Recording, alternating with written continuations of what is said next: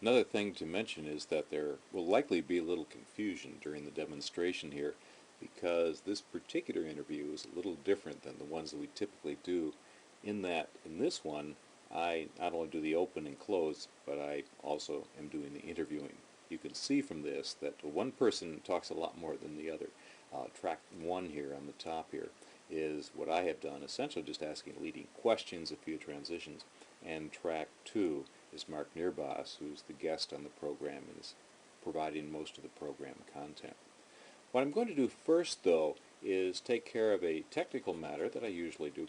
We record the Spirit and Life podcast in about 3 or 4 different locations on campus, depending on the time of the year and the availability of resources.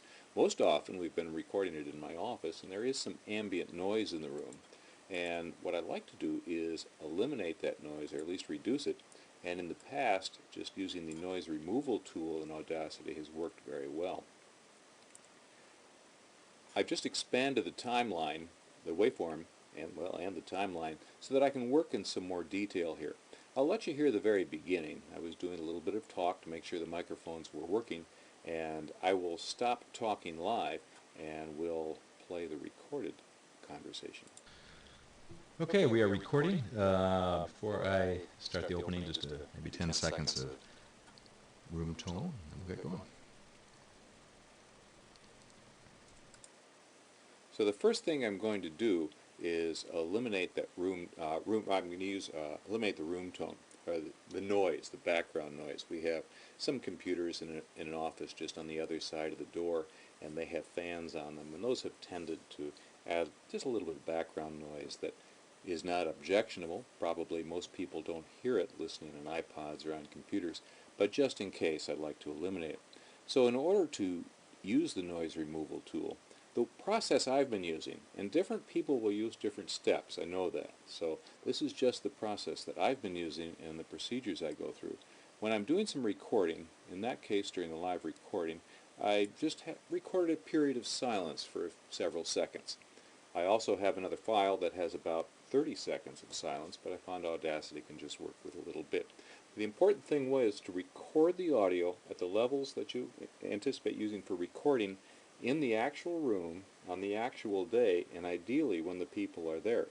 It's called room tone. It's ambient noise, and a room tone, and it can be very helpful as far as in your editing later on, especially in critical professional projects. So I've selected a portion of this silent period here. Mark Nierbas was sitting in the chair, ready to be interviewed, and I was in the chair, ready to do the interviewing. And we were in place, microphones positioned, microphones up, and I just recorded a little bit here. So I've selected a portion. This is what we'll be doing. Selected here, then going up to Effects, and we've got Noise Removal as one of the choices. Then after selecting Noise Removal, get the Noise Profile, and the Noise Profile is this section here. And as you can see, that happened very quickly. Now, of course, I don't want to just eliminate noise from this particular section. That was just the sample. That's what I want eliminated from the whole track. So what I do is come over here and I just click on this particular area, in this box area here, and that selects the entire track. Showing the entire project again, you'll see that the entire 17.5 minutes has been selected. I go back up to Effect, Noise Removal, and I just still have this set at the default settings, and I click OK.